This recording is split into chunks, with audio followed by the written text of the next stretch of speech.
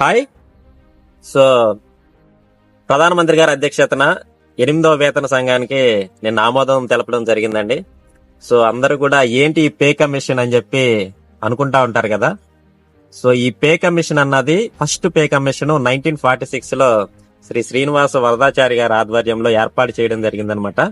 So దాని Moto ఏంటంటే living wages, అంటే జీవన వేతనం అనమాట. అంటే బతకడానికి మినిమం ఎంత జీతం కావాలన్న దాని గురించి ఏర్పాటు చేయడం జరిగిందనమాట.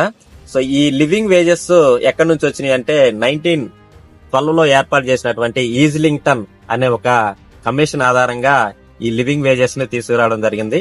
ఆ లివింగ్ వేజెస్ ప్రకారం ఒక మనిషి బతకడానికి మినిమం ఇంత జీతం కావాలి, అంటే మనం ఇచ్చే జీతము ఈ లివింగ్ వేజెస్ ఏదైతే ఉందో దానికంటే తక్కువ ఉండకూడదన్న మోటోతో ఈ పే కమిషన్ తీసుకురావడం జరిగింది. ఎవ్రీ 10 years కి సెంట్రల్ గవర్నమెంట్ ఎంప్లాయీస్ కి అప్పుడుకున్న పరిస్థితులకు అనుగుణంగా ఈ లివింగ్ వేజ్ ఎంత వస్తుందో కట్టి దానికంటే మినిమం శాలరీ అన్నది ఎక్కువ ఉండేలాగా చూసి అన్ని శాలరీస్ ని రివైజ్ చేయడం జరుగుతుంది అనమాట.